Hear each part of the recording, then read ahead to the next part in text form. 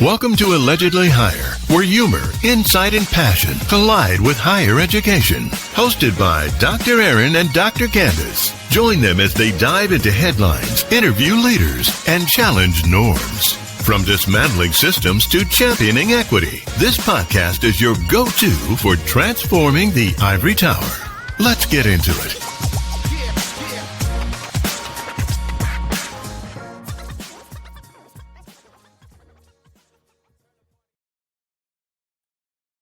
Hi, welcome to Allegedly Higher, a podcast where we dissect issues in higher education through a human-centered lens. Thank you for coming back. Thank you for joining us if this is your first time listening. I'm Dr. Erin, and this is my lovely co-host, Dr. Jackson. Hello, hello.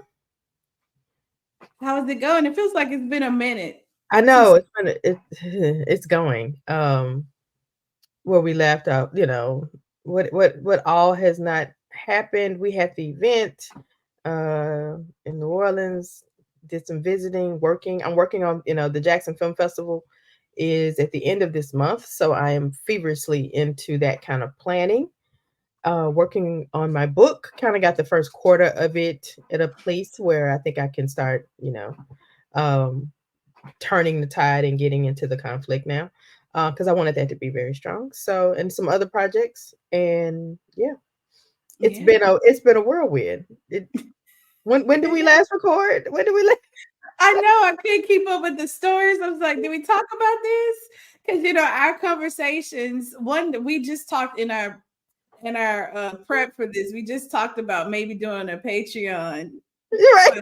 Higher After Dark, so y'all can get into our personal conversations. Like this podcast is really aligns with our, whether it's TikToks or our 3-hour drive home cooking conversations, or this podcast really resembles the pace and flow. So, but we do center ourselves because we won't sponsors, we want job and consulting gigs. So we do have to present a professional front.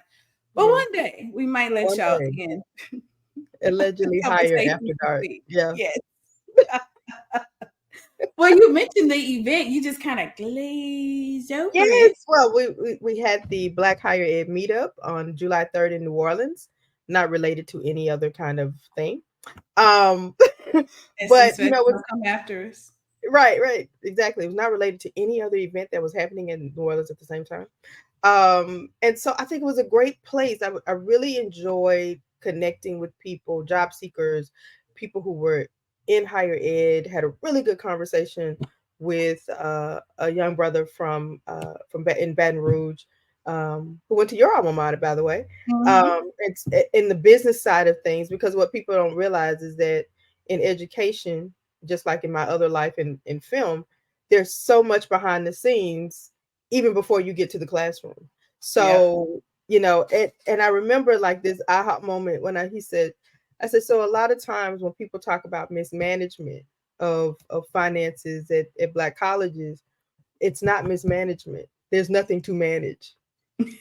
There's nothing to manage. And so, just in kind of thinking about what the cost of health insurance is for Black colleges. So we had a really good conversation, met some wonderful ladies from Michigan. I just really enjoyed them. Yeah.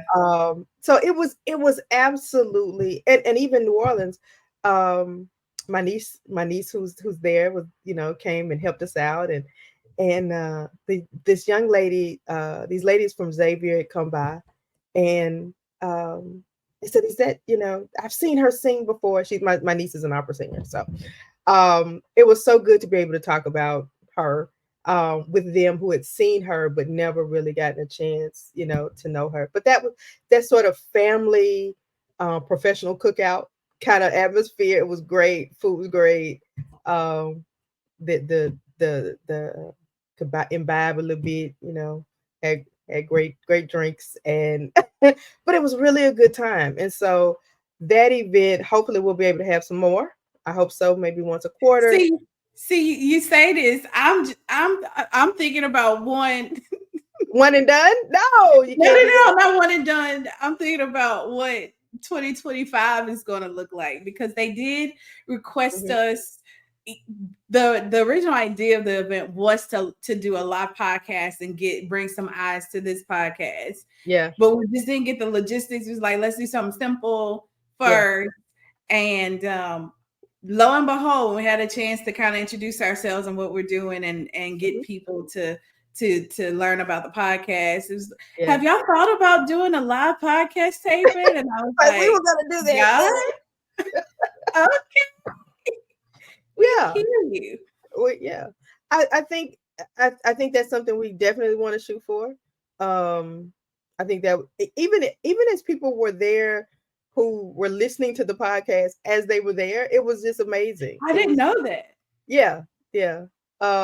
Even Taylor was like, "Oh my God, I've been listening," and so and a couple of other ladies, particularly from Michigan, are going to sign up and do all those things. So hopefully you all are on and listening now.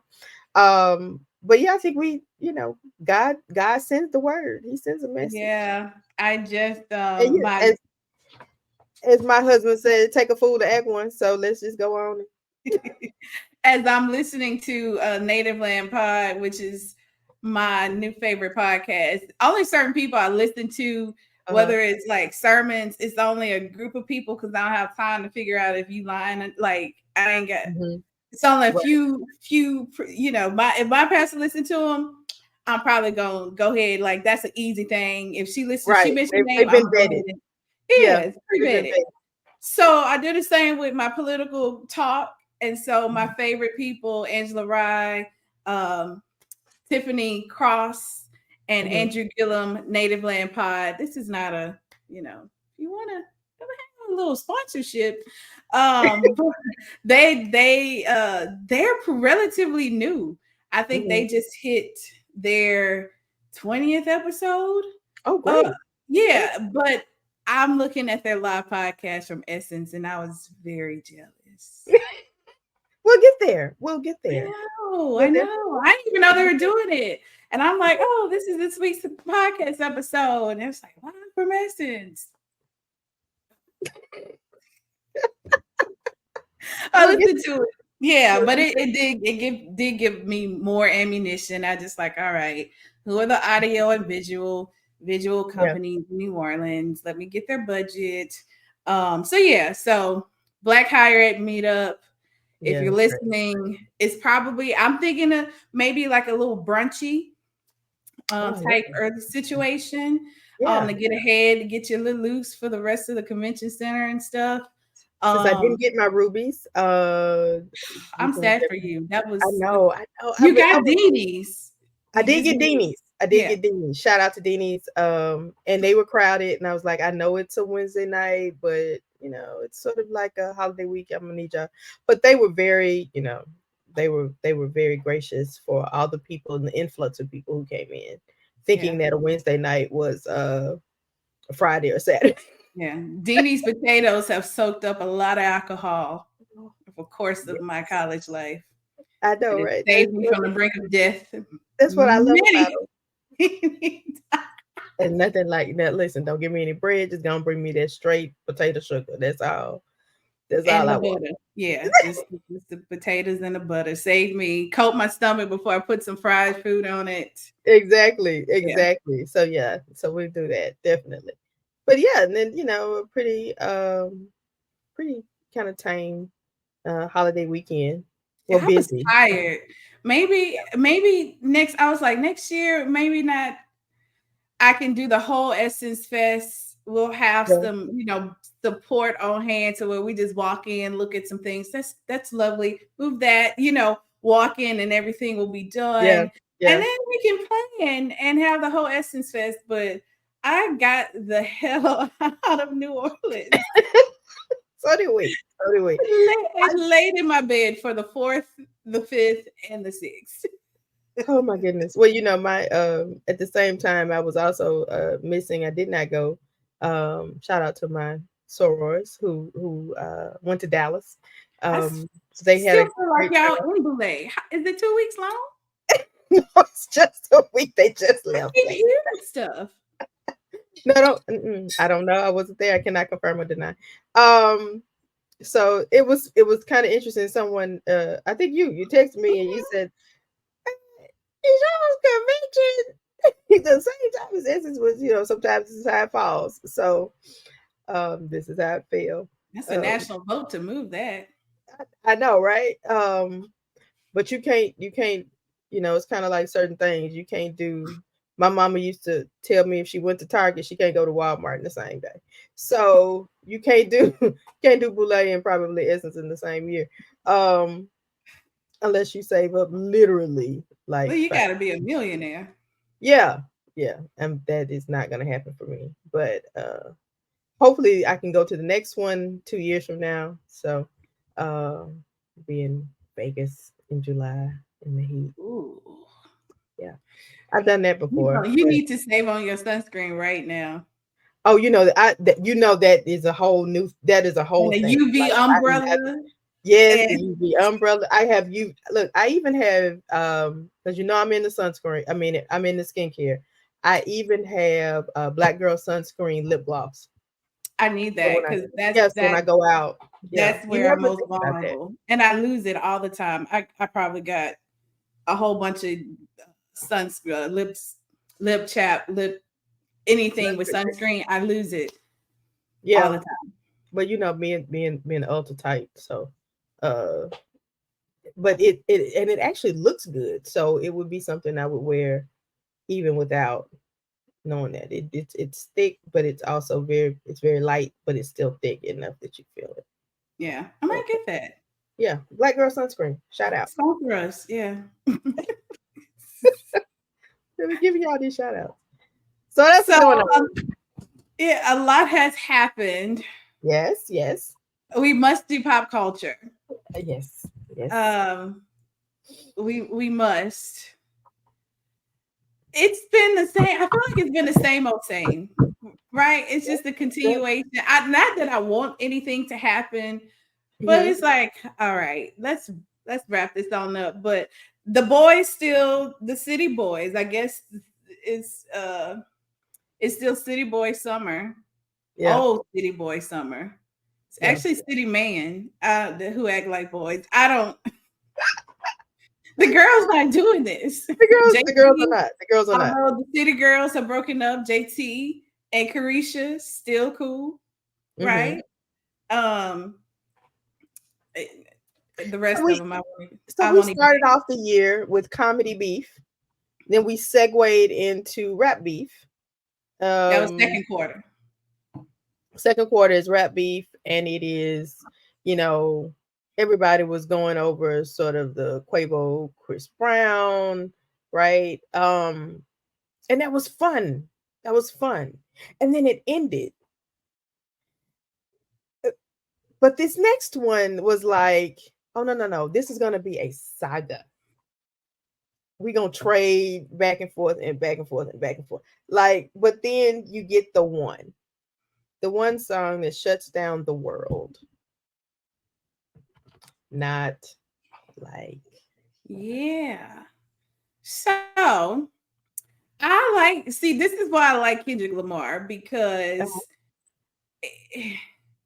it's not just a regular diss. Like, he took a week. That's like, oh, he took too long. No, like, he's just doing business, right? So not like us hitting the charts, probably his biggest hit. And then we, all the celebrities, look who dancing, LeBron dancing to it. Oh, everybody like, who dancing to this, who playing this. And then he, people playing it as like a diss. It's a bop. Like, if you didn't know it was about Drake, people would still like it. I mean, I think it's going up for Grammy contention. Yeah, I hope he wins. I do too. It's the historical references. It's the diss track within the history of race and racism, within the history of immigration, different, like, it is. There are a few perfect films, there are a few perfect novels, there are a few perfect anything, right? But if I had to really say that this was a perfect song, I could do that, because from shaving a haircut, knock at the beginning, to the hopscotch, to the hey hey hey, like to the Bill Cosby, R. Kelly, like references to all of it is in one song with a great beat. with a Beats get great if it got a good beat, it might. I'm ignore the lyrics, but a good beats get me. A little but basic. all of it, Beats get between me. all of it, like the musical, the technical, like even the fact when he said, okay, my favorite part, of course, is A minor. Like that is my favorite part, because the multi-layered critical thinking that he has to embody and do and produce. Because if the A minor scale has no black keys, the A minor in reference to what he is alleging about Drake and young girls. And then in the video representation, you playing hopscotch. What?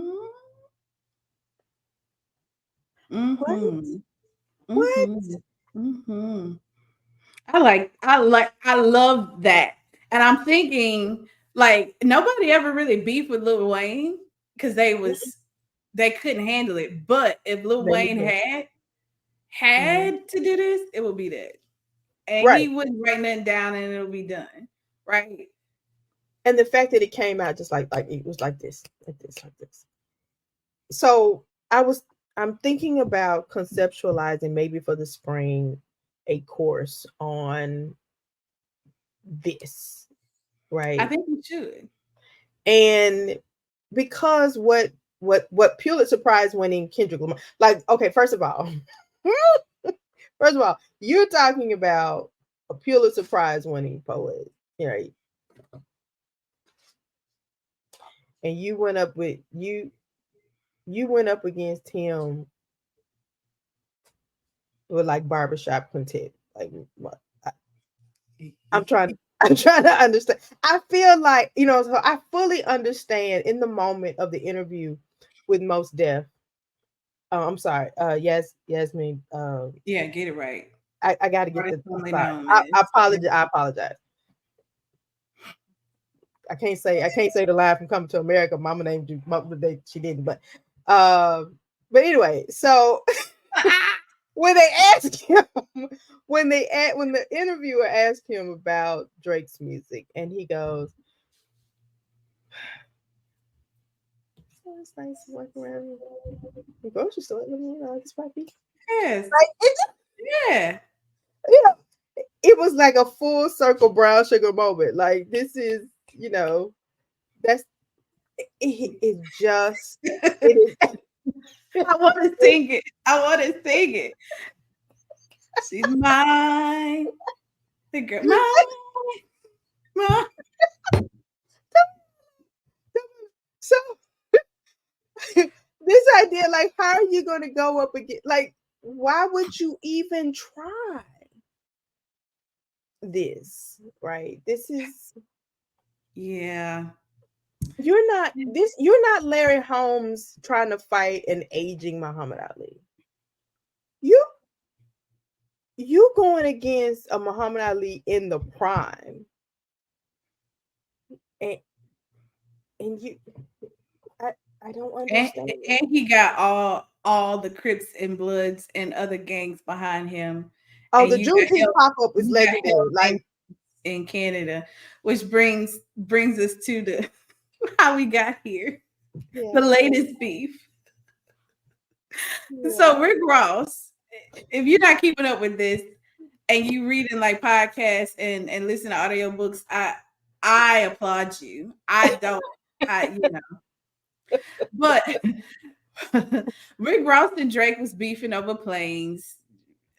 Like, rich boy, it's such a rich boy conversation, right? Very much so. Bigger than your plane. Okay. I don't even know how Rick Ross and Drake got into this. I don't know. I really don't. No, I'm not gonna find out either. If y'all know, let us know. Put us in. Yeah. At some point, Rick Ross entered into the Drake conversation. Rick Ross took his stuff to Canada and got in a fight. And I'm putting it nicely. Right.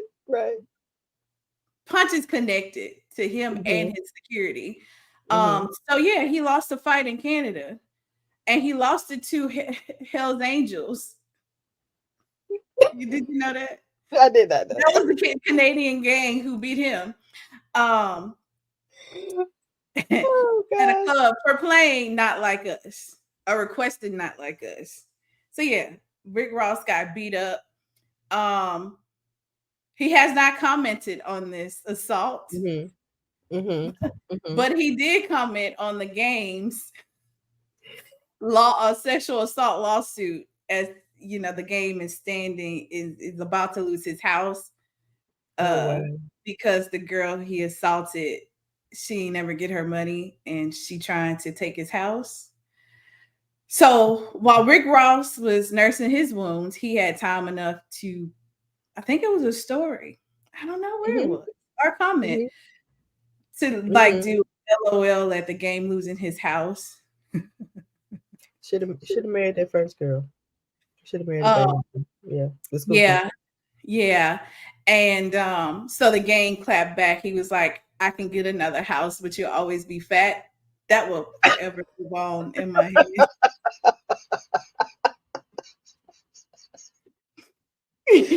Oh man, listen, Rick Ross lost weight. He's lost weight, right? So he's on a health kick. No. Okay. I mean, he is. It's just, as my girls say, not our circumference. I just want to know why a CO had to have security and the security could fight, but okay. Yeah.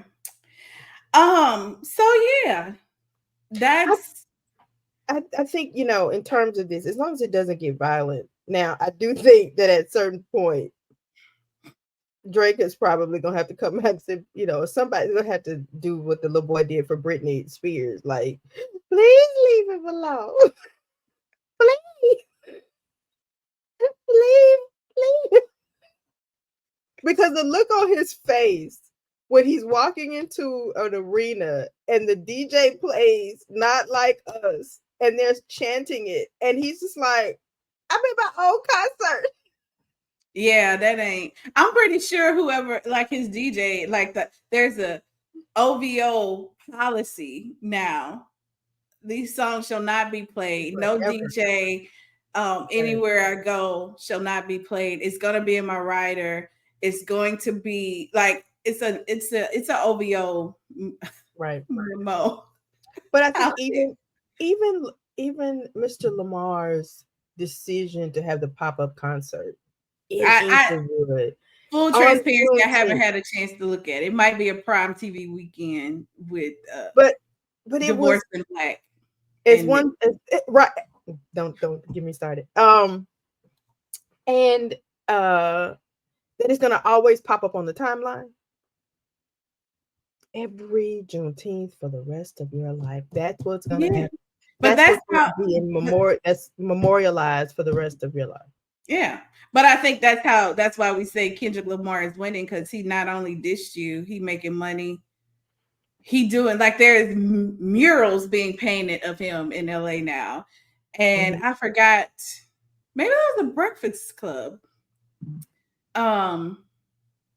They were saying the country knows it's important, like the culture knows it's important, but only the people in LA knows how monumental that moment is for him to have that type of unity on stage, with him bringing all of the rival gangs there and having a united moment. I feel like Nipsey would have been. Oh, he would have been the same. Like, he would have been across. He would have been. It would have been done. Shut that down. I mean, it's really almost an homage to the work that Nipsey was trying to do. Yeah. But I find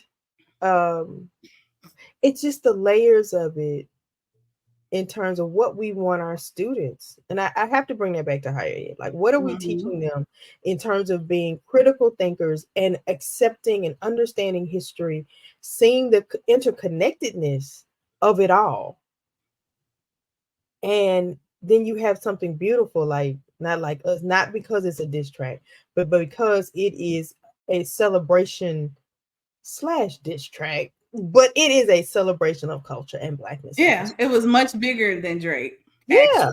It was And he much played bigger. it 6 times with the same energy. Oh my God, when you see it, you're gonna just, and he was like, run that back. Like that, you know. So not only, and there are certain people that I see are almost like divinely, not almost, but who are divinely sent in certain areas of music. And I just think he's one of them. But that's that like stay in lane, know what you do well, and let your talent speak for you. Right. Kendrick Lamar wasn't doing anything other than what Kendrick Lamar does. And Right. I'm glad his label, whoever, supported him initially, saw that vision and then tried to make him anything other than what it was. Right. I actually thought Drake was going to be that, but at some point he turned. I think some point the commercialism of it, of the business side. I love early Drake. I just remember the guy I was dating at the time. Like he was a little mini concert. Looking back, I'm like, I think you did your thing. But him and his business partners, co-promoters, like they brought Rick Ross to New Orleans, and they were the first ones to bring Drake to New Orleans. And I was like the dude who's in Degrassi, I want to go see him. Yeah, like they were very early on, like tastemakers. And Rick Ross and Drake was like the first people they brought to campus and to New Orleans. And I love that he was being himself. Nerdy, but I could sing. I got bars. I can rap. Right. I'm not trying to be a Lil Wayne. I'm not trying. Even Nicki in the early days, that represent like the early Young Money days. Yeah. Like I think that's what also happens when they get to that level of success, and then there's this sort of somebody's chasing me, right? Yeah. And so and then they get caught up in the bravado of it, the commercialism of it, the floss of it, like, but not necessarily, and they get away from the art, because what it happens the first time they put out something that's completely garbage, and people fight over it and talk about how it's the best thing ever, and it was garbage, and you go, oh, I can put out anything. And then you start slipping because you are not committed to the art, because your focus was, I want to make sure I can do this, I can make sure I can do that. Yeah, Drake was good in those early days. But when you start putting out the garbage and you go, wait a minute. I eat this for all my dogs. So once it's like when a student tells me, oh, even a good student, when they tell me, oh, I wrote that the night before, then I'm gonna have to go back. They slip up, and then I'm much more critical when I grade it. I can tell right now.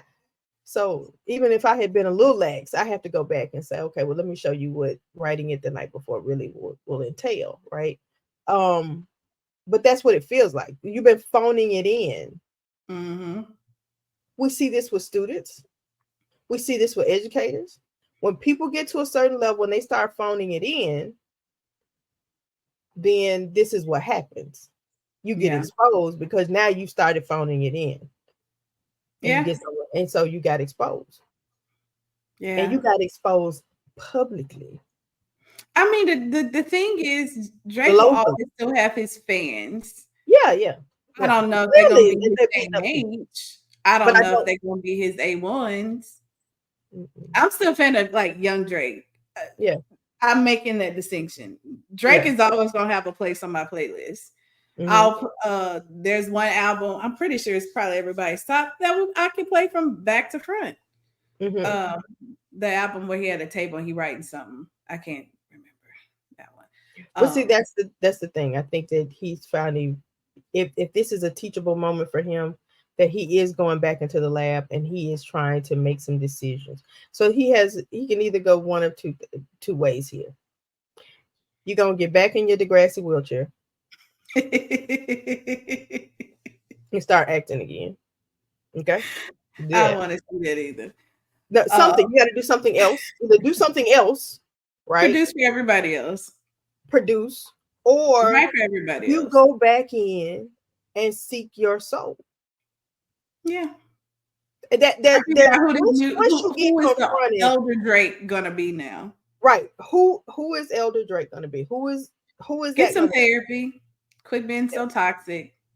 Right. Lick your wounds. She about to get married. She got 2 kids. Right. She don't. It's done. It's done, son. It's done, son. you can go. You just have to. Don't be mad. You lost. But that is what it is. Lamar's having the moment. Lamar did the work. You didn't do the work. And he will been doing the work for a while, and now you got to do the work. And Kendrick Lamar don't care about moments either. And that's what took him so long. He cares about movement, right, and statements. But I think that's the difference between the two: a quality over quantity. We don't have nearly as much Kendrick Lamar music as we got Drake. Now, if higher ed followed the Kendrick Lamar game plan, it would be totally different. The higher ed would be different. We make knee-jerk reactions. We've talked about those, particularly around graduation time, right? They make these knee-jerk reactions, and it's like this. Yep. And then it all blows up, right? Yep. But if you think, be measured, seek the wise counsel, then you can make a right decision, and you can have the moment, or you can come out of a very bad moment on top in terms of crisis leadership. Yeah. So let's move on to we got 2 other. One's gonna be really quick. Have you been? I don't watch. Let's be clear. I don't watch Basketball Wives. I've quit watching it after Tammy left. Actually, after Tammy's second season. But this comes up on my timeline. And have you heard about the Evelyn and Jackie situation that's gonna happen this season? That I'm not watching. Listen. I heard about it because I don't watch Basketball Wives anymore. Thankfully I've evolved, at least in that. My go-to is now Love After Lockup, right? But I heard about it from our favorite reality podcaster. Did I send that to you? No, I saw it. It came up on my YouTube. Fucking did I ever shout out? He's got fam who I love, and when he was talking about it, but here's the thing. You can let me clue people in for who still spends most of their time reading audio books and listening to educational podcasts like this, right? So Basketball Wives, if y'all haven't heard, if y'all old listeners, all watchers, and the 2 names y'all gonna, Evelyn Lozada and Jackie Christie. Evelyn married Andre Walker. She didn't marry. She ain't married nobody. Nobody's married except for Jackie Christie. That's the point of this story, right? She has been married 30 years to Doug Christie. That's the name. Yeah, Doug Christie. They get married every year. And married for 30 years, basketball player. She's the only basketball wife. Evelyn has been a basketball girlfriend and a baseball girlfriend. She was a football wife. She married Chad, remember? Chad Ocho. They got married? I think they were. Chad. She's been in every sport. Yeah. Nicely put. She had been baptized. God didn't tell you to do this, Evelyn. You shouldn't even went back. Right? So she hired a private investigator to dig into Jackie's past, and she, exposed her, quote unquote, of her allegations of past prostitution, that she'd been married 4 times, and she got 15 aliases. Jackie Christie. Yeah. Okay. Yeah. It doesn't even sound right. But that's the point. So to your point, I love Quentin or Funky Dineva. He always makes a point. That's my past and I don't live there no more. He said that Right. for years. And so of course he brings this back of Mhm. does it matter of your past if that's not where you are and you're a totally different person? But the thing is, like, Right. the point that he makes is that you doing this right now. It's not maybe not called prostitution, but you sure have sold things. Listen, Personal things. I think it was a failed attempt to become relevant again because now you're the non-factor. But that's what we're saying about, like, these are old people beefing, right? Right. People are 40 and up. Rick, the game, Drake 40. He ain't my age gap. He ain't my age range, so he may not be 40 yet. Evelyn definitely over 40. Like, Evelyn's about to be a grandmother by the game, allegedly. So what now? Oh, Lord, are you serious? Allegedly. Okay. Allegedly, we saw her daughter dancing in the game's kitchen around December of the house that he set the loop. Yeah. Oh Lord. So they're saying she don't name the baby daddy, but everybody is definitely alleging that it's the game. So let me 15 years, 20 years, her senior. Let me say this. I think it's not unlike what another reality star was put off her show for doing. Kenya and Real Housewives. Yeah. Which I hadn't watched in a while. I kind of get the snippets from what happens, right? I watch that. I leave one ratchet. I limit myself to one ratchet show. Yeah, well, in Atlanta I don't run and watch them, but I will catch up. Yeah, now when I talk to you, I get the I know who the players are, but when I stop realizing who the names were and Candy's left, and it's no fun. And I ain't watching for Portia. So, but with this whole deal, after knowing that she has been married for 30 years, and she's not the same person, even if it's true, being arrested for it doesn't mean was she convicted? She had prostitution charge. Okay. Funky said that's what everybody was selling and selling. But they're doing it now. It's all listen. They're all doing it.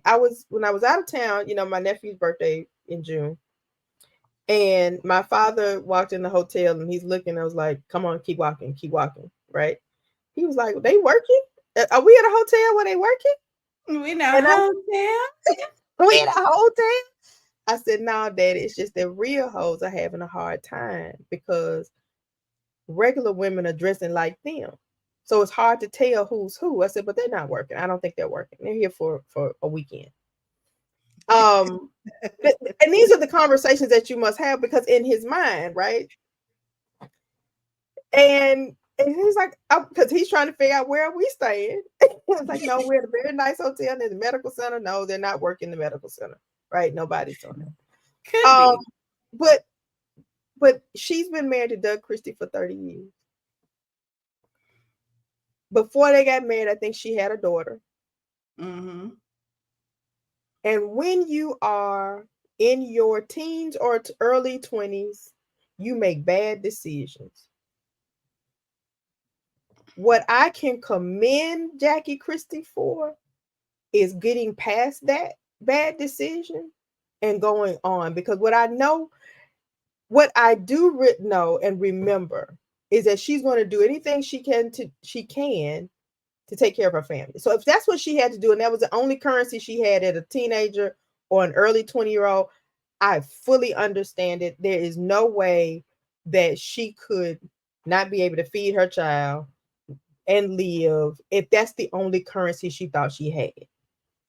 What it says to me about Evelyn at this stage, after all these years to bring this up, that you paid somebody to go look for, and if private investigator, girl, you got either too much money on your hands, or you don't have enough to do, or you're trying to be relevant, and you've realized that you are the non-factor. Agreed. And that's just, it's sad for you as a Black woman, and so that's why, and I do remember this. That's why Iyanla Vanzant called her a thug among women. Mm-hmm. Mm-hmm. A thug among women, and that just doesn't make sense. Now, Jackie still got her husband. You done been through 2 or 3 men. Okay. Yeah. Tammy, the non-factor, is on a hit show and does movies and is respected in the industry, not as a reality star, but as an actor, right? Mm-hmm. And she started off in reality when y'all was still in high school. So come on, let's get with it, right? Who had to go on, who had to take care of her children, who was working a regular job before all of this happened, before Basketball Wives came about. Was working in sales and customer service or something, which is nothing wrong with that. But she wasn't trying to hold on. She had to feed her children. So you do things the way you have to do them. But for her to bring this up now, and Jackie is in her 50s, girl, get on and sit down. But it's only gonna make Jackie got money. It's only gonna make her use her money to dig up as many current skeletons. What Jackie can do now is do nothing. Yeah. But that's like real life. But reality TV is scripted and well, they do all it, but she gonna have to. But she really don't have to. She doesn't have to. She doesn't have to do a damn thing. Because she's the one in a long-term relationship. It is hurtful. It might be embarrassing in this moment. But if Jackie Christie ever gets this podcast, tell her, don't do a damn thing. Because Evelyn, the one is looking back. Evelyn she had that to do. I'm so disappointed. Like, I love to see people changing and improving. I even did a blog on Black China, changing and improving and watching how she presents herself and what she's doing. Thought Evelyn was going to be on the same track. She had a turn. Even Alexis Sky had it. Like I'm so disappointed that she like, I thought she could go back to reality TV. She should never have returned, but I thought she would at least go back to reality TV with some cool. And it brings out the demons. It brings out the demons. It does. So, it does. No, she needs to leave. She needs to be asked to leave. She needs to just go quietly and say that was a mistake. Let me go back and regroup. Yeah. I have a thought. I'm trying to see if I want to say it or not. Well, I'll do it because I got the script. All right, so you go ahead because I don't. Speaking of reality stars in higher education, 2 people received honorary degrees during this past cycle. Pretty V, who I don't know who that is. And Sheree Whitfield, I'm too old to know who that is. And Sheree Whitfield recently received honorary degrees. Diddy gave his back. Okay. And so I know the Breakfast Club has talked about this. So, but there's this idea, they come to call me doctor. No, it will not. No, it will not. Okay, you brought up a great, I think it's a teachable moment. Give us the insight between the honorary degrees, because the Breakfast Club was actually centered on, and theirs made sense. Charlemagne has an honorary degree as well as DJ Envy, but they're based on their years in media. They got theirs from the media communications in piece. And Charlemagne was like, no, I don't call myself Dr. Charlemagne, but I feel like I've earned it. Just Hilarious chimed in, was like, you didn't earn a degree, but you may have earned the recognition. Right. And that's what the Just Hilarious is right. It is the recognition. You have earned at a level in your career to be recognized as a trailblazer, as anything, and it is this sort of academic distinction. However, unless you have a graduate degree, baby, I can't even you can't teach a class. You can't you it is literally, it's why it's an honorary doctorate. And the But only so okay, divide and conquer. We Mhm. say okay, that's a great example. They've been in the industry. They could Charlamagne could go back and guest lecture a media class, right? Yes, A a media class. communications class. And DJ we have in music. a special designation in all faculty handbooks for visiting artists, visiting scholars who may not have those credentials, and we give them that as a lecturer, right? You're not Mhm, tenurable, you're not tenurable, you're not mhm, tenurable. mhm. And it is as visiting or guest. So let's set that aside. Okay. Let's set them aside. Sheree Whitfield. What what experience?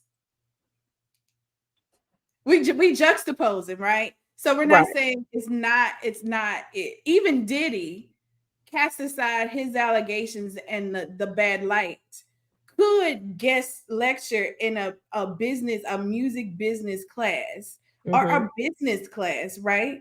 Right. Because he's had decades of experience and success. Put him over there. Mm-hmm. Pretty V, while I like her as a new and up and coming, she's barely 20, so that would mean she would have to have been a savant to get decades of experience, right? And I transparency, I kind of know where these degrees are coming from. Mm-hmm. They're not college universities that we know of. I haven't dug that deep, but we know Sheree in this conversation. We both know Sheree, and probably the Uh-huh. people who are out there probably know Sheree more than Pretty V. Looking at our demographic numbers, Right. she's the one that changed her name in her IG profile. So we're not talking about those who What? have earned it. Because I even said I had to do this conversation a little bit nuanced because my pastors who are like fam have honorary degrees, but that was based on their work in ministry. And they Right. also have several education pieces that were probably, like you said, it's the portfolio. We can go based Right. on your portfolio of your work, your experience. That represents that. They just didn't give a ton of money Mm-hmm. to get it. Right. They barely use the term doctor. Mm-hmm. Sheree, if we're judging on that merit, Mm-hmm. does she pass? I already know the answer, but this is, Okay, go ahead. Go ahead. Ask me. Ask me. why? I don't even know the question, but why? Why? Why is this happening? I think that was simply by somebody's misguided attempt at name recognition, and here's the and not realizing it's not that big of a name. The house is not. Is the house finished? Is the house finished? It's done. It's done. Okay. All right. So Sheree Bashian, I don't. I'm trying to understand what area of success are we recognizing? It can't be business. And I don't know how much money you would have to give. It can't Now, be. now, if you're president and You somebody don't have gives you a god awful amount of money and you can touch the check, not some FAMU stuff, you can touch the money is in the bank from a to. verified, qualified source. That She conversation doesn't may have be had. enough. She doesn't have enough money. she would. She does. She doesn't have enough money to make me I wish y'all could see our faces if you're listening. We didn't even look at them, but we don't even know the bank account. But right offhand, we know she doesn't have enough money. So my alma mater gives out 2 special awards. We do award a doctorate of humane letters. We do and what we do it? humane. Doctorate of humane. What has it been called? Some people have called it human. It is not. There's an E. It's humane. Which would get on my mother's nerves. She would no longer respect anybody who would get up there and say human letters. And a meritorious achievement. So that's where people would fit. If you want, okay, so the meritorious achievement of you survived abuse and you become a reality television star and you're a great representative. No, you're not, but you there's a way to kind of make that work. That's a squint. That's a stretch. Right. That's a stretch Armstrong. But we're gonna stretch it, right? We're gonna stretch. But to understand that it is an honor to be recognized, but it's not it does not give you a license to call yourself. You know, people do that. Oh, call me Dr. So and so, and they do it as they accept. But that's not going on Cheryl Lee Ralph's resume as on her acting profile to say she's Dr. Cheryl. No, she's not. She's Cheryl Lee Ralph, and we love her. That goes in her bio. It goes in her bio that she has received honorary degrees from this, and that. But she's not gonna put Cheryl Lee Ralph PhD or EDD. It's not gonna happen. You know, it's fun in the moment, but for you to believe that means anything without proper credentials in the academic space says a lot about why did they select you and what's wrong that you don't get that. Because I promise you, I wouldn't be able to meet and have a conversation with somebody who got an honorary, who thinks that they're gonna go toe to toe academically and intellectually with me in that space, and they have no credentials whatsoever. Cherie can't do that. She don't want to fight. She don't want to have that conversation with me. Because I will check you, boo. Yeah, and I'm trying to. I will check you. I mean, and this is coming from her. This is nothing we dug up, but she even admitted. I don't even know if she have a GED. Now it's impressive that she has overcome that. Like, yes, very much so. Housewives would have allowed her to tell her whole story and be authentic in that. But she hasn't been authentic in telling her story. Pockets recently. Mm-hmm. But yeah. And I know that that's probably a sticking point, and it's something that she might have always wanted to do. But you have to be very careful, first of all, institutions about who you give those degrees to, and that there is an understanding that, yes, Charlamagne, DJ Envy have honorary doctorates. It is in and their they bio. also gave a lot of money to Hampton and where Charlamagne's mom went to school, which is like, it's not, I don't think it was North Carolina A&T. Maybe. But it also is not necessarily about it's not necessarily about money. It may be your graduation speaker. Again, he did that. It demonstrates an achievement on a certain level. But it's not to be used as if I'm going to walk around and say, hello, Dr. Whitfield. No. Now, case in point, Shaquille O'Neal at least earned his EDD. Is it EDD? I think it's an EDD. The Doctorate of Education, to be called doctorate. At least he submitted some paperwork. He submitted his work. He sat in the chair. He sat in the chair. He did the work, right? He actually paid for his whole class. He paid for all his friends to come. Did you know that? Wonderful. I did not know that. I mean, I think eventually. I don't know if it's for his master or his doctorate, but whoever the school where he got it from was like, we just can't have a class for just you. We have to have at least 20 students. And so he got all his friends. He paid for tuition for all his friends to get the degree at the same time. That's amazing. So they can have a full class. That's amazing. I mean, I respect that. Yeah. Because he is literally conferred at an accredited institution of higher learning a degree. Yeah. And he could have easily gotten an honorary. And or not actually done the work. Mm-hmm. I really think that he actually did the work. And so that's different. When I call Shaquille O'Neal doctor, I mean that, because then this means that in some shape, form, or fashion that we're colleagues.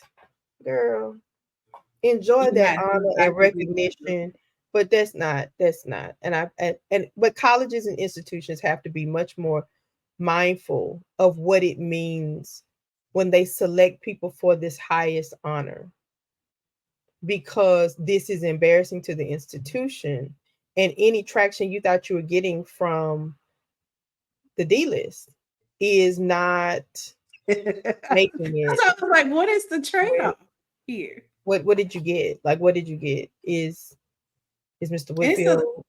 I think it's like a Christian college. I'm gonna dig some more. It's like a Christian college. I've seen that. Black China has one too, but she didn't go calling herself Black. I'm sorry, Angela White has one too, but she didn't go calling herself Angela White. But take that back. She actually studied in theology. She had been doing that in the background. She actually has a degree, but there's like two things that she did there. So I'm going to let her pass too. Yeah, but I think you have to be mindful of that. You have to be very mindful about who you are allowing into your ranks, who you're publicizing, who you're doing. That means something. Because Diddy's was not that old. Like, no. Y'all heard the rumbling. Yeah, he is in 2020 when he gave Howard one, and he gave Howard $1 million, and he gave Jackson State $1 million. Jackson State not giving up nothing. So here's the thing. I have a problem though. Whatever is going on, whatever the case will be, I do have a problem with a rush to judgment in all things. And now y'all knew from what the allegations were, he been doing all of this since he was at Howard, but y'all still claimed him, he still took his money. But until there's allegedly shot somebody in the face by now. Right. But until there is a certified on record conviction, you don't have, it's a rush to judgment. But I thought we talked about on the podcast, that must have been our conversation. Yeah. I would not have given that money back. No. I would have. I mean, it could have been gone to a wellness center or a domestic violence center, because we know for sure he beat somebody on your campus. Right. But it's this, I'll give him his money. Like, I don't think that balance the scales. I think people eventually they will regret it. I think I wonder if Spelman regrets giving back the $20 million, because now that didn't come from Bill, that came from Camille. And how hurtful that may be. But you don't have, but it's always a knee-jerk again, it's the knee-jerk reactions in higher ed that are problematic, as opposed to taking the Lamar approach of measured rebuttal, right? And taking time to really think through what all of your options are, as opposed to, we get into this fear of what will happen, what will they think of us, how will this affect recruitment? It's not going to affect recruitment. Build another dorm.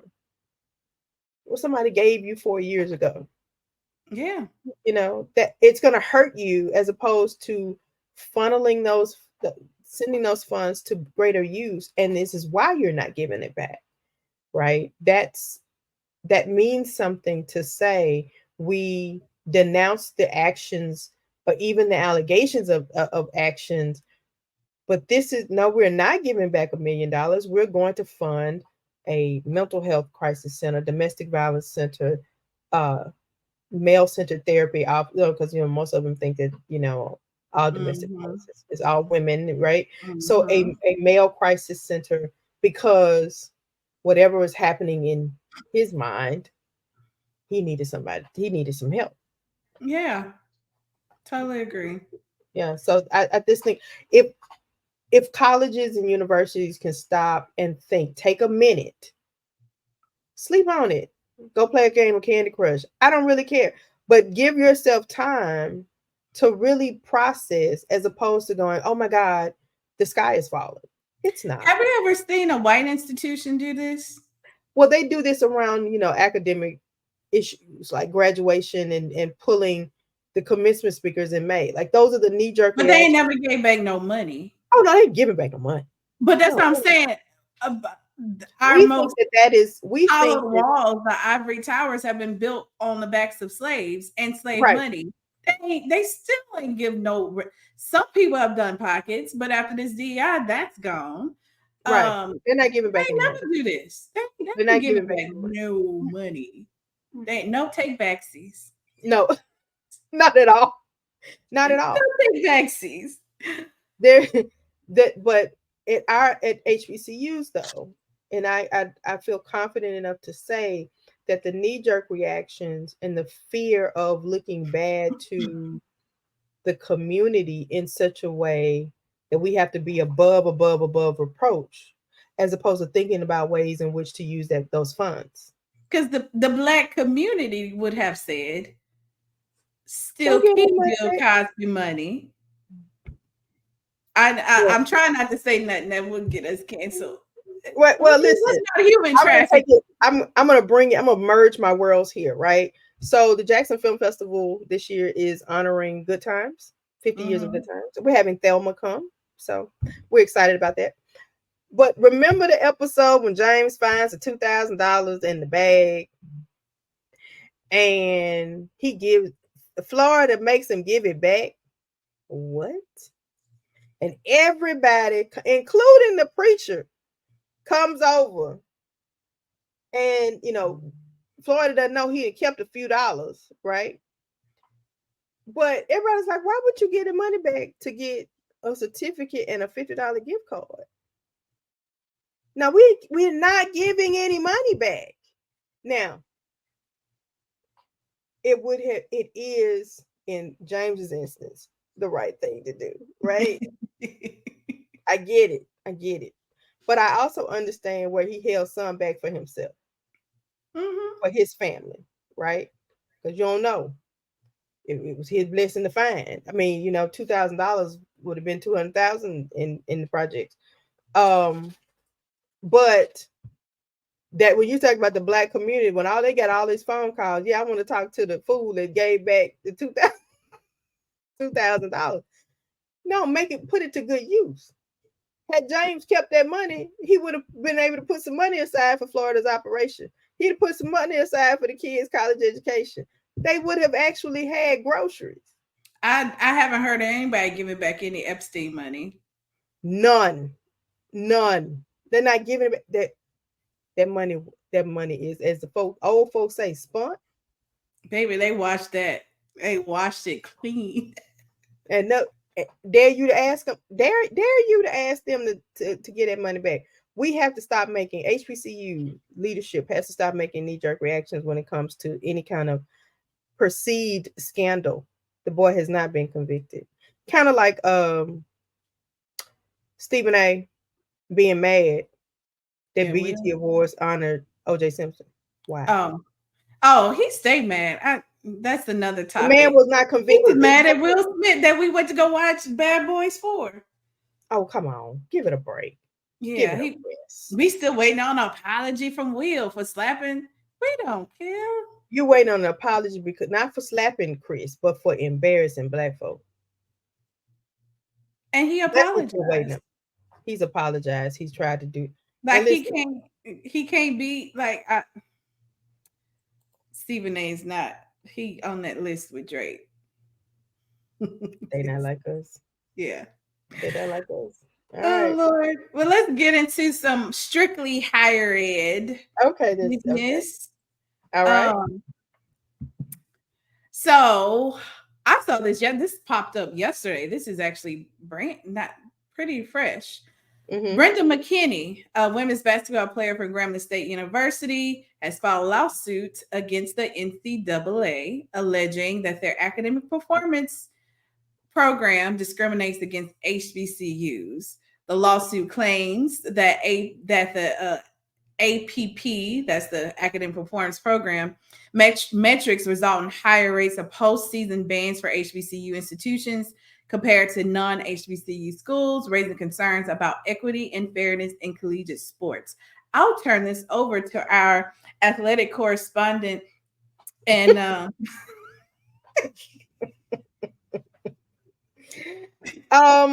let me say this. We had an incident in a previous life where coaches were telling students they didn't have to go to study hall. And my response to that is, if I hear it again, I will see you to the gate personally. It's quite possible. But I do know the HBCUs really support their athletes. They really do. I don't know if it levels, if the metrics are prohibitive or discriminatory. I mean, a 2.2 is a 2.2. Anywhere. I don't know what that means. It's so fresh that I didn't dig in, but it's just the fact that I wonder who's backing her on this. Because what it says is, I mean, eligibility is literally a 2.2. I remember in my early days in that other place, and I met with the commissioner of the athletic conference. He asked me if I wanted to be an athletic director. It's like, no, I want y'all to do your jobs. And I was lamenting the fact that the eligibility was a 2.2. I said, because they can't get into graduate school or professional school with a 2.2, but they can play for you all. I said, so we have to be better than a 2.2, because the likelihood that kids coming out of those conferences, whether it's the SIAC, the MEAC, the SWAC, or whatever other conference, HBCU conference we have, the likelihood is that, they may go pro, very few go pro, because they're not checking. We have to prepare them from a life beyond football. And this was about the same time that the scandal at UNC Chapel Hill happened in 2015 with the African Studies degree for the basketball players. To keep them eligible. They weren't going to class. And I was at Chapel Hill at the time frame that they were talking about this. So, and I said, if you can't get John David Washington, the son of Denzel, went to Morehouse, played football, wanted to be a pro football player. Thank God he went into acting.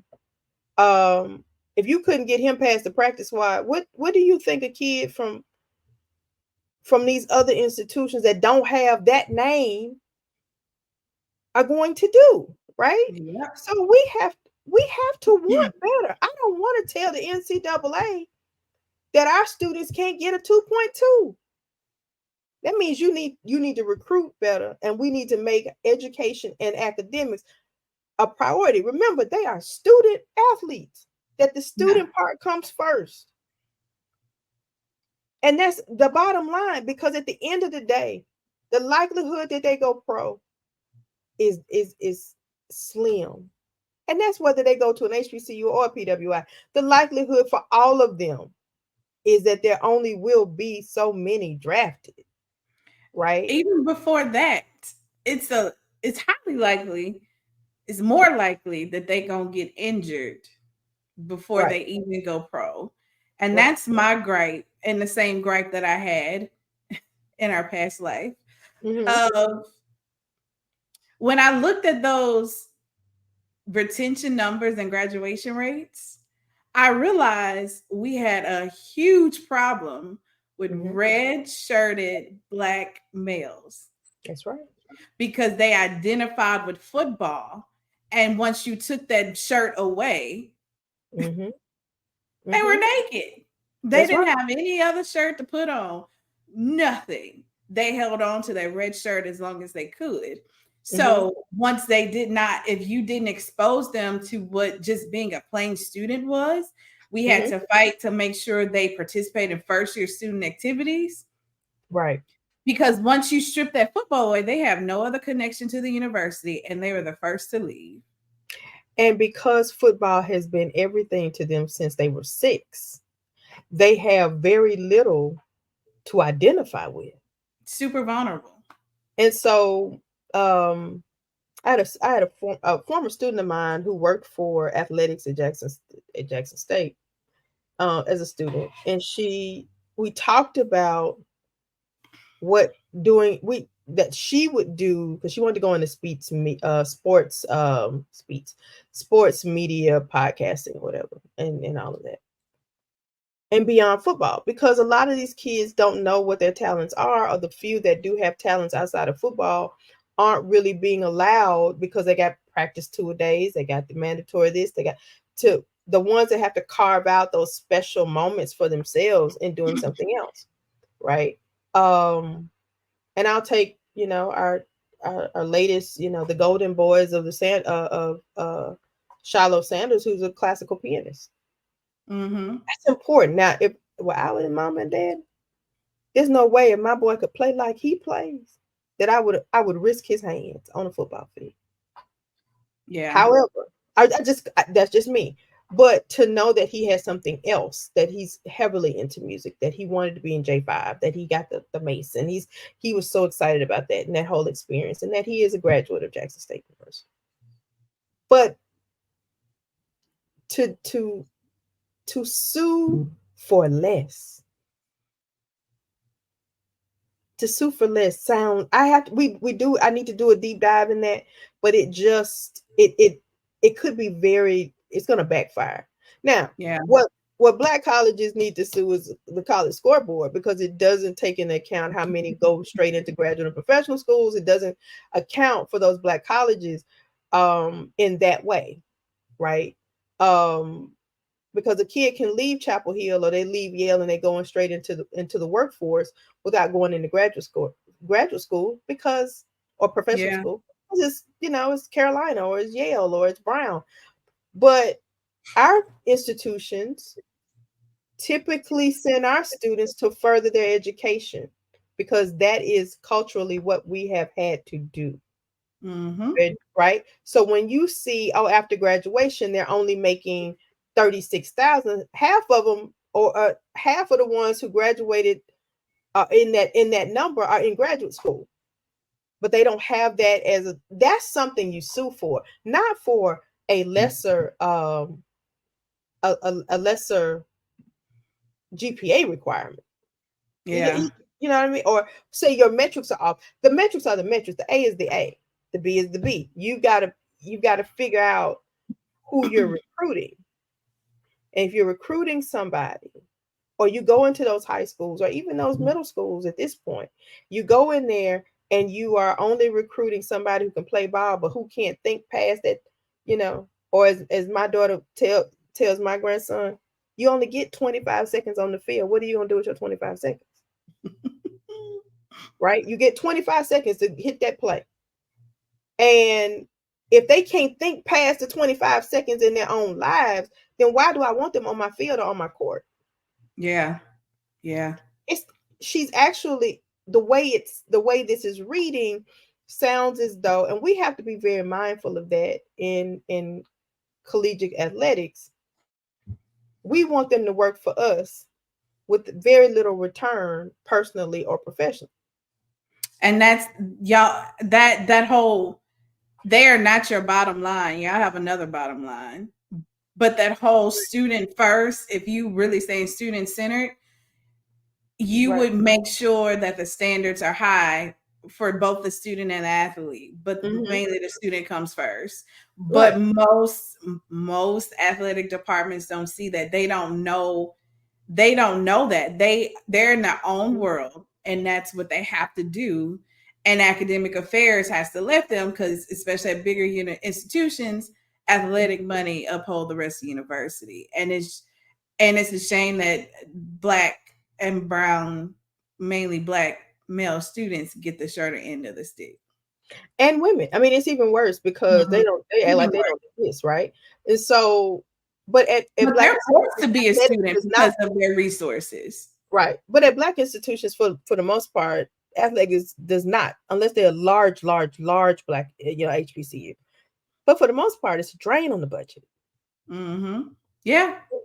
Because travel costs have gone up, food costs have gone up. You've got to do this X, Y, and Z. You got to have the trainers on permanent staff. There's so many moving parts. It's not just about that. Not to mention you got to transport the band, because everybody wants the band. You got to transport the dancing girls and the cheerleaders, and you got to have hotel rooms. All of this cost, right? And at the end of the day, we know that's part of the experience. However, we've got to teach them to live past that day. Yep. It's just like, everybody who went to Essence and everybody who went to the Alpha Kappa Alpha Boule in Dallas, you got to live past. Now you got to pay rent in August. You got to eat. You got to eat. You got to do all those things. So that's where you have these issues. So I would be cautious in that. And it's interesting that she couldn't have filed that without leadership co-signing that. Yeah. We're gonna dive a little bit deeper as the story unfolds and come back. Yeah. If we're wrong, we'll let y'all know we're wrong. But I don't see where this story is. I know. I say what I said. I say what I said. Well, this shouldn't take long. This is another conversation we can have separately. Okay. LSU is offering, oh gosh, this could be a whole story in itself as we're coming up to the fall and we about to start seeing TikToks of who don't have no room. Right. LSU is offering financial incentives to local students who choose to live at home instead of on campus. This incentive aims to reduce overcrowding in dormitories and enhance overall student experience. By reallocating housing funds to support local commuters, LSU hopes to create more comfortable living for those who need on-campus accommodations. The story. So I worked at LSU for a number of years, and I live in Baton Rouge, right? But the story is not saying. And then the story actually did add, one piece they did add was that students is like, if they put so much money into all the luxury things like lazy rivers and things, which I didn't get a chance to swim in. It was built before I left. It was built after I left. But the students like, y'all need to create more housing on campus than adding other stuff to make students, and so that's what the students did. The other piece that they didn't say is that commuting and parking is absolute hell. I don't even know if $3,000 is even worth it. So that means they're going to have wait. Like, I don't know. They used to, it goes on and off where first year students can have cars on campus and not, but I'm pretty sure they got to, if there is, that's the same policy. They got to change it because I think first of all, there's several layers to this. One, what kind of discretionary funding do you have that you can pay local students to commute? They have it. Okay, so that so instead of taking those funds and perhaps securing housing, whether it's an apartment building or a hotel, or to start building quickly, I don't know why you all have not done this. So that means that you've exceeded your capacity. which means you did not do your due diligence the year before or 2 years before to realize that you were inching toward your capacity and you did not petition or use your discretionary funding to build a new dorm. Yeah. That's planning. Um, Two, what is the liability for having students commute? And if something happens to them along the way and they had to commute and you paid them to commute, what is the liability for the institution No. if something happens to those students in their commute? No. None. But it does hold true. Like if you had planned and if you had built a new dorm, or if you hadn't built a, did you say a lake? A lazy river A in the lazy shape of the LSU. lazy river. Yeah. I actually really wasn't enjoying it. I was happy, but I mean, you know. A lazy river, so they can just kind of inner tube through, or is that what it is? It's real nice. I'm sure it is. And yet you don't have any place for your children to stay. And that, I wanted to point that stood out in the article. I was like, out of the mouths of babes. But that was, I mean, but that was at a time where institutions was like, we need more luxury accommodations to attract students. At this point, students like, we just want to, like, I think this generation of students of learning that Gen Z are very shrewd consumers, because their millennial parents went through the recession and they saw them live it out. Like, that's a new piece of research that I stumbled upon. They're shrewd consumers. So this generation of students is not like the generation of students, the generation of students who wanted the amenities. Right. We're both frozen. So just want to FYI. Can you tell? Yes. Well, I'm not. You are on my screen. Let's take a short break. All right. Let's take a short break. All right. We're back from our quick break. So we left off with talking about housing and how LSU is paying people to live off campus. I want to see, we're gonna talk about that when it's time for Move-In Day. Yeah. And we're gonna start seeing who came all this way with all their stuff and ain't got no room. It happens every year. I don't know how we can ever I don't know. I've never been a student affairs person. I just saw it from the outside looking in. Well, I think that you also LSU and Southern are back to back. So I'm sure that there would have been a way to collaborate. I know a couple of years ago, Texas Southern actually had to send some of their students over to the University of Houston. It's not going to happen. Okay, it's not going to happen. All right, so yeah, but there could have been, because Texas Southern had to send some of their students across the street to University of Houston. To kind of think about alternative. They do that a lot in New Orleans with Dillard Xavier and Southern University New Orleans. Mm-hmm. I feel like somebody else have some shared space.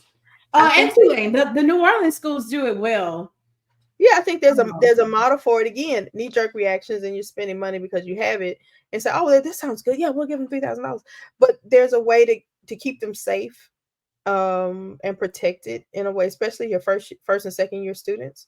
Your juniors and seniors are probably learning a little bit about the world and adulting, and allow them to try to be off campus anyway.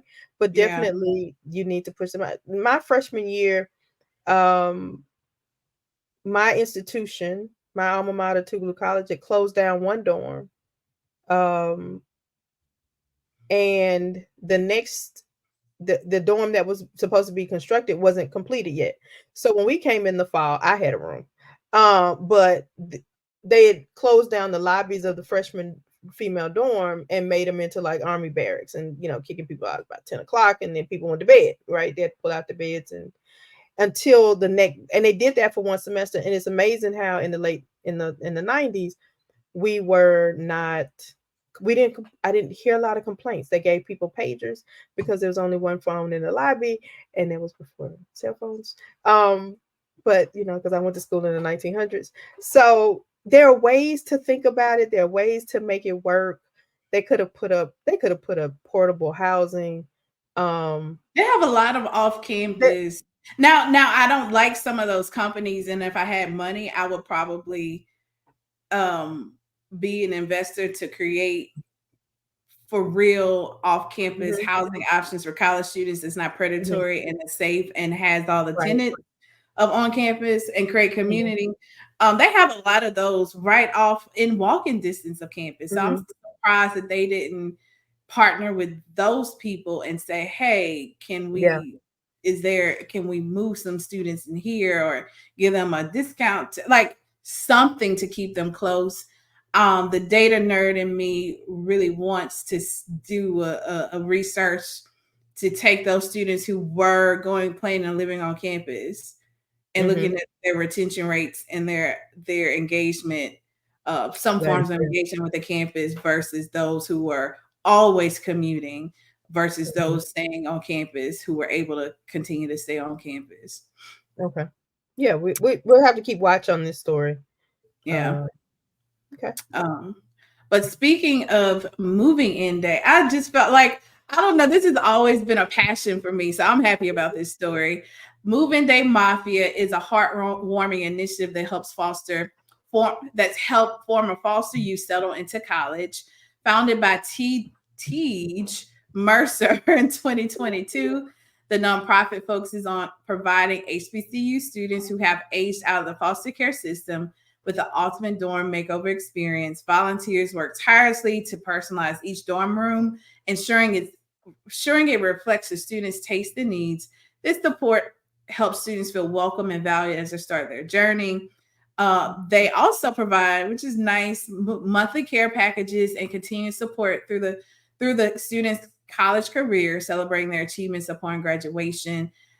This is inspiring. I don't know, students aging out of foster care has been close to my heart. I even said if I didn't ultimately have like kids from my own womb, I've said that for since my 20s. I was like, I could see me adopting someone who's 16 or 17 and using that money that would have been spent on daycare and everything, but using that money to set them up for their 20s to 25 and having that support. So this story feels so good to me, and I will probably look them up to give some money their way. Well, I have two great aunts of mine were lifelong foster care mothers. And one always sent their girls to college and stay connected. And it is a shame that at 18 there's this sort of idea that, oh, you're on your own, and they give them, if they've graduated, high school. And I know the state of California pays for a lot for foster kids, and we'll pay for them to go to school. Actually, Louisiana has a special pot of money too. And I think we're not doing enough, but to know that they have their own taste, to be able to have their own bed, their own room to themselves, and to have someone see them in that way is so important. And I think you're right. I think we're gonna I'll find the link or whatever and donate myself, because they're not grown. They're not adults at 18. You've taken them off the system. They need to be on there at least, even to encourage them to go to the next level, whether it's in their education or a trade, to be able to be self-sufficient adults, as opposed to, as I've known some, that a lot of their kids, one aunt's children went to school and became fully functioning members of society. The other aunt, not so much. And so it became like this generational cycle of that.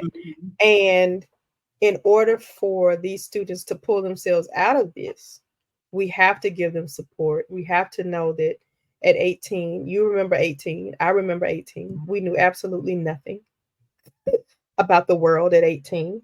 And to say, okay, well, now here you go, do this thing called life. And that they know that they're not alone. Like, they don't have a lot of places to go. Where do they go for Thanksgiving dinner? Where do they go for Christmas holidays? Yeah.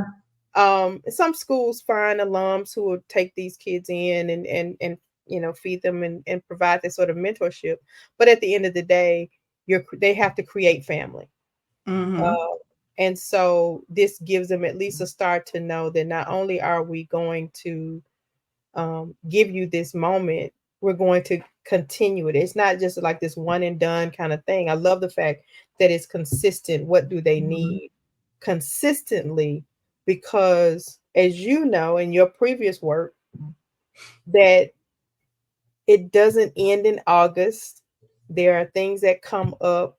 There are things that they need and should be able to do if they want to attend this conference, or if they want to be able to do this. They need to be able to have a nice suit. They need to be able to do those things. They need to be able to pledge if they want to. Oh, I'm sorry. Yeah. They need to be able to do all those They things. need to be able to participate in membership intake. Delta Sigma Theta is not as a non-hazing organization. Alpha Kappa Alpha is a non-hazing organization, and they need to be able to submit for membership if they so choose, as are all of the D9 organizations, that they are all non-hazing, family-oriented, community service-minded organizations. Yeah. So they need to be able to fully engage in the experience. And so part of what people and administrators have to understand is that you're creating that full experience. Your commuters are the same way, but for the most part, for these kids who are having such a hard start, let's help them end, at least get to the middle part, so that they can end at the end of their days. Yeah. That they had this moment where they were loved and that they were supported, and that somebody thought of them first and put their needs first as opposed to their own. And that's what makes all the difference for a student to be successful, right, from beginning to end. Yep. Yeah. That's good. I love that for them. Yeah, we wanted to end on a feel good piece, and that does make us feel good. Yeah. So up ahead, episode 9, as we cross to episode 10. I thought we was gonna get here sooner, but the event did take it out of us, and we're gonna have a team. We getting it together. We're gonna have a team. We don't have right now. We are the producers of the podcast. Erin is the producer of the podcast. Yeah. Okay. All right. Isn't she gracious to include me in these things? Yeah. But as we creep to episode 9, a look ahead, we're going to talk about how Project 2025, if you don't know what that is, look it up and then come back and listen, how it affects higher ed, or how it could affect higher ed. And we're also going to talk about who's in and who's out, mainly the in and outs of HBCU presidency. We're going to dive in deep into this really great article called A Crisis by Any Other Name, which is so aptly, such a great title. But all of that to be on my best behavior. Oh yeah, we will. And we're also going to talk about some we've been following the story of this Alabama A&M. I don't want to say versus Miles College. Why can't we play together? Why can't we all get along? Yeah, and so some Alabama A&M did not win their bid to purchase Birmingham Southern College. The Miles is. So we'll see. We might have some update on that. I thought that was pretty interesting. And one college may be on the way back. Knoxville College in Tennessee may be on the way back. I added that to our list. So let us know what you want us to talk about. We have a brand new website up, which is still being put up, but mostly up. It'll be up. allegedlyhire.com. And we're on Instagram. So let us know what you want us to talk about. If there's any interesting stories that are going on or interesting topics, we're always up to put that in and talk about it. But until next time, keep climbing higher. Keep climbing higher. Thank you so much for doing the great work that you're doing. And we will continue to keep you connected and informed. And tell someone else to listen, share this podcast as we're building our community. Thank you to my lovely co-host, Dr. Jackson. Always a pleasure. Until next time, bye-bye. Bye-bye.